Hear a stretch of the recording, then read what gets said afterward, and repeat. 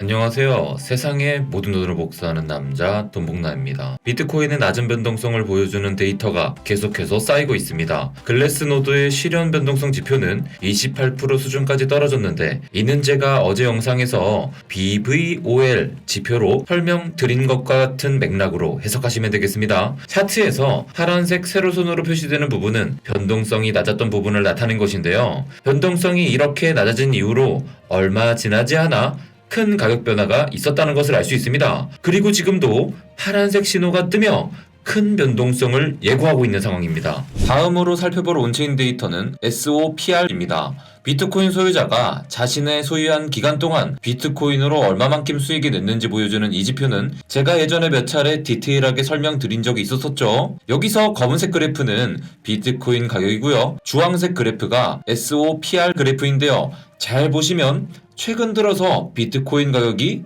하락 추세를 유지하는 가운데 SOPR은 오히려 오름세를 보였다는 것을 알 수 있습니다. 여기 화살표 봐보세요. 비트코인 가격과 SOPR 간의 다이버전스가 형성된 것입니다. 이는 비트코인 가격이 하락과 행보를 반복하는 상황에서 고정된 손실의 크기가 줄어들고 있다는 것을 의미하는데요. 현재 가격 범위에서 손해를 보며 판매하는 매도자가 고갈되었다는 뜻으로 해석할 수 있겠습니다. 여기서 주목해서 보실 필요가 있는 것은 SOPR 지표를 관통하는 수평선입니다. SOPR 수치가 1인 지점을 표시해주는 선인데요. 비트코인 시장의 SOPR이 1보다 크다는 것은 그만큼 비트코인 소유자들이 더 높은 수익을 얻고 있다는 뜻이며, 반대로 1보다 낮으면 손해를 보고 있다는 뜻입니다. 그러니 만약 SOPR이 정확하게 1인 상태이면 이익도 손해도 아닌 본전이겠죠.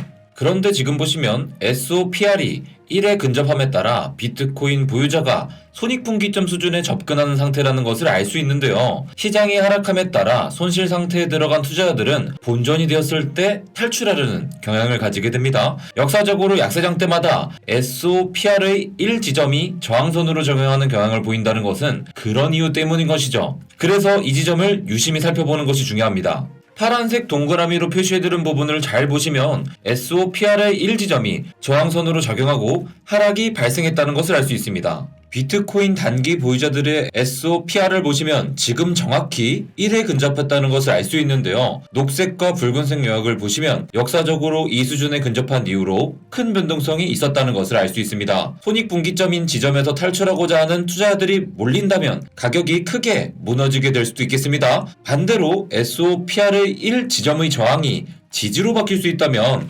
간만에 큰 상승이 발생할 수도 있는 상황인 것이죠.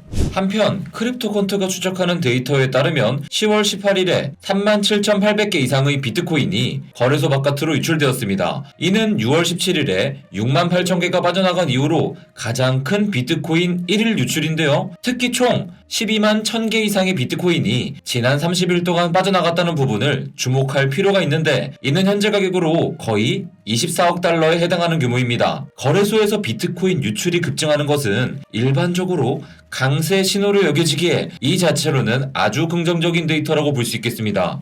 참고로 비트코인 유출량이 급증했던 지난 6월 17일의 경우에도 비트코인은 바닥을 찍고 회복하는 모습을 보였습니다. 비트코인을 1000개 넘게 보유 중인 이들이 18,000달러 부근의 비트코인을 공격적으로 매집하고 있음을 보여주는 데이터도 확인되었습니다. 자, 보세요. 비트코인을 1000개에서 10,000개 사이로 보유하고 있는 이들이 이렇게 공격적으로 매수한 것은 작년 4월 이후로 처음입니다. 또한 고래들의 최근 행동을 보면 거래소에서 15,700개의 비트코인을 인출했다는 것을 알 수 있는데요. 6월 17일 부근에 비슷한 움직임이 나타난 것과 함께 생각해보시면 일부 고래들은 18K 부근의 가격을 매력적으로 생각하고 있다고 판단해 볼 수 있겠습니다. 코인시어스의 데이터도 지난 5주간 비트코인 펀드로 자금이 유입되었음을 보여주기도 했습니다. 다만 디지털 자산의 주간 유입량이 1,200만 달러 정도로 그리 높은 편이 아니기에 기관 투자자들은 신중한 상태를 유지하고 있다고 볼 수 있겠습니다. 솔라나 킬러라고 불리는 코인이 등장해서 이슈가 되고 있죠. 돈패밀리 분들이라면 조금은 아실 수도 있겠습니다. 바로 앱토스입니다. 엄청 올랐다는 소문을 들은 분들도 계실 텐데요. 이 차트를 보시고 100%좀 넘게 올랐다고 생각하시면 안 됩니다. 물론 지금 같은 시기에 하루에 100%를 넘게 오르는 것은 쉽지 않은 일이긴 하지만 지금 앱토스가 난리 난 것은 100% 정도의 상승 때문이 아닙니다. 자, 여러분 여러분들 차트를 압축시켜보면 자 보세요. 말도 안 되게 높은 지점에서 현재 거래가 되고 있다는 것을 알 수 있습니다. 여러분들 여기 보이세요? 이 공간의 갭 보세요. 갭. 말도 안 되죠? 여기서부터 지금 여기까지 상승한 겁니다. 바이낸스, 업비트, FTX, 후오비 등 대형 거래소의 동지 상장 이슈가 터지면서 무려 2만 프로가 넘는 상승이 한 번에 발생한 겁니다. 페이스북의 스테이블 코인 프로젝트인 DM을 담당했던 멤버들이 만든 프로젝트가 바로 앱토스입니다. 화려한 배경을 바탕으로 FTX 벤처스, 안드레센 호로이치 등 많은 VC들로부터 투자를 받았는데요. 제대로 나오기 전에 이미 추정 밸류에이션이 20억 달러를 찍었고요. 투자 라운드에서 3억 5천만 달러의 투자를 받았습니다. 초기 공급량은 10억 개이며 퍼블릭 세일이 없었기에 개인이 미리 매수할 기회는 없었습니다. 하지만 앱토스 기반 스테이킹 서비스를 개발했었다고 주장하는 한 트위터의 사용자가 앱토스를 비판하고 나서는 등 논란이 가중되고 있습니다. 무책임한 토코노믹스, 중앙화된 검증자 노드, 가짜 지분증명, 지분 공유, 방한 부재 등을 이유로 자신은 개발을 중단했다고 합니다. 앱토스 토큰의 향후 10년간 공급 스케줄인데요. 내년 10월 이후로 어마어마한 물량이 시장에 풀린다는 것을 알 수 있습니다. 이런 수준의 인플레이션율이면 장기적 가치가 우상향하기에는 상당히 어려운 것이 일반적입니다. 현재 시총이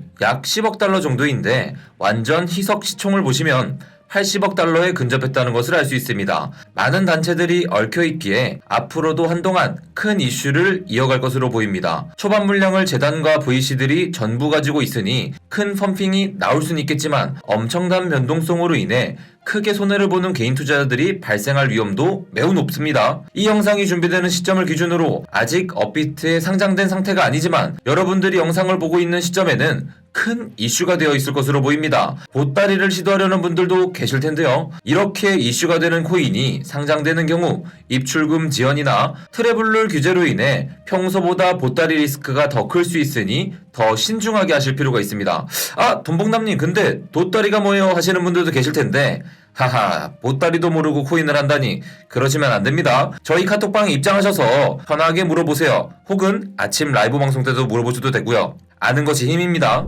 아, 그리고요, 우리 또 돈패밀리 분들에게 아주 간단하고 심플하게 지금 앱토스 이야기를 한번 해보겠습니다. 잘 보세요. 앱토스가 지금 2만 프로가 올랐다고 하죠. 근데 이 2만 프로 오른 게 과연 누가 올린 걸까요? 개인들이 물량을 갖고 있지도 않고 기관들은 락업에 걸려 있을 겁니다. 그럼 결국 앱토스 그들이 이 시세를 만들었을 겁니다. 잘 생각해보세요. 시장에는 지금 앱토스가 풀려있지 않습니다. 그들만 갖고 있는 거죠. 그렇다고 치면은 여러분들 잘 봐봐요. 돈봉남과 돈패밀리들만 앱토스를 갖고 있다고 쳐볼게요. 그러면 더 높은 가격에 서로 사주는 겁니다. 주식의 주가 조작과 비슷하죠. 그러니까 지금 가격이 막 올라간다고 해서 여러분들은 와 사자 하면 안 돼요. 물량이 아직 제대로 풀려있지 않은 가격대에 시세가 조정되어 있는 겁니다. 그래서 저는 일단 사는 거를 추천드리진 않지만 그래도 펀더멘탈 한번 확인해 보시고 그래도 좋다고 판단되면은 그때 또 매수하면 괜찮겠습니다. 자, 그러면 우리 돈패밀리 분들은 이격이 궁금할 수도 있을 것 같아요. 아니, 돈봉남님, 앱토스 같은 거는 미리 어떻게 사나요? 결론적으로 말씀드리면 못 삽니다, 여러분들은. 저도 마찬가지고요. 개인 투자자들은 이런 프로젝트를 미리 투자할 수가 없습니다. 하지만 제가 런치패드를 운영하거나 일종의 투자다오를 운영하면 이 프로젝트들에게 딜을 넣어볼 수 있습니다. 우리 돈봉남 커뮤니티가 있는데 너네 프로젝트에 투자를 할게. 우리가 투자하면 너네는 자금도 받고 커뮤니티도 늘려지는 거야 라는 식으로요. 그래서 제가 조만간 정말 좋은 거 하나 만들어 보려고 합니다.